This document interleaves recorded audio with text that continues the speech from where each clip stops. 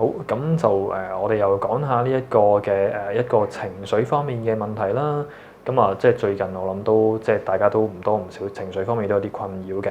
咁啊，其實講翻其實中醫都好得意嘅，因為中醫咧就唔同西醫咁樣去分科啦。咁反而會覺得七情六慾咧，其實同我哋臟腑都息息相關嘅。咁尤其咧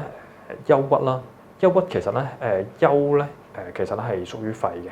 咁但係咧，其實入到去臨床上嚟講咧，其實唔止肺㗎，有時心都有事㗎。咁啊我見到臨床上咧有好多其實咧係心氣唔夠㗎，佢哋通常都會出現咧，例如心驚啦，亦都有所謂一啲廣場綜合症嘅情況嘅。咁亦都有啲係食咗好多有一日都一段時間啦，但係其實情況係食緊好啲咯，但係唔食就唔好啲咯。咁而且係有時甚至要加碼嘅傾向㗎。咁啊姑勿論係西醫方向點樣處理啦？但係中醫其實咧係講緊係呢個整體嘅角度去處理嚟講咧，其實效果臨床嚟講係都唔錯嘅。咁啊有啲人甚至係直頭可以擺脫到一啲平時即係出到街會心驚嘅問題。咁其實因為我哋如果 back to 翻其實呢個中醫嘅層面講，其實係一係心氣一係心血嘅問題會比較多嘅。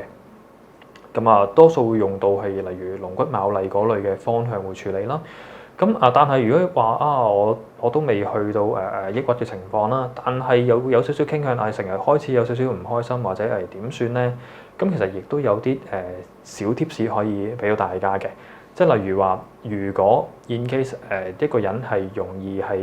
心驚啊，或者係容易俾人嚇親啊，咁可能心氣已經有少少問題㗎啦。咁啊介紹一啲穴位俾大家啦，即係例如我哋嘅手，其實我哋嘅掌環紋咧嘅尺側，即係我哋嘅手指尾呢度咧，我哋有個穴位叫做神門啦，呢個心經嘅原穴啦。咁其實我哋亦都可以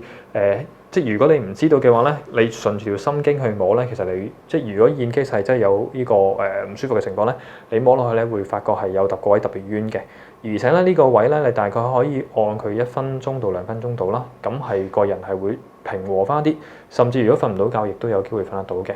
咁呢個係心經嘅方向啦。咁其實亦都有啲人咧係會係俾人激親嘅，容易激親係容易好憤慨啊！點解會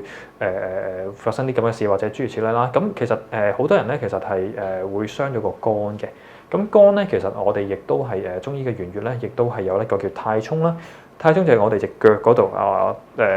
用隻手嚟代腳啦，即係我哋腳嘅腳趾公同第二隻腳趾中間呢度拉落嚟咧，就有個穴位叫太沖，就係肝經原穴嚟嘅。咁如果係肝經受到損害嘅時候咧，我哋撳落去咧係亦都會冤嘅。咁啊就好似如果你有同人嗌交，咁啊其實係會傷肝嘅。咁如果唔傷咧，其實呢個時候你可以話即刻撳到你腳呢個位咧，咁其實咧係可以令到個人即刻冇咁嬲嘅，亦都個肝會比較保護。咁如果話我可能依個趕唔切撳隻腳喎，咁亦都有一個代替少少嘅穴位咧，就喺我哋大概我哋肋骨啦。其實我哋肋骨好得意㗎，我哋喺肋骨我哋乳頭第4肋啦，咁去到第6、第7肋度啦，我哋有個穴位叫做日穴同埋奇門。咁我哋咧嘅大概我哋如果唔知道穴位咧，我哋喺順住肋骨喺度推咧，呢啲穴位其實會覺得會冤嘅。咁甚至有啲人如果話 OK， 我嬲到食唔落飯，咁啊啱啦，喺呢個肋骨，如果你唔知道咧，就咁推，見到有冤嘅地方推去肚臍，拉翻過嚟就啱啱好可以將呢個奇門日穴推出去，再去到神闕，再拉翻嚟去到章門，咁就能夠將你個肝氣瀉咗咧，就能夠食到個飯嘅。咁如果一次唔夠，做多幾次，係啦。咁希望我幫到大家啦。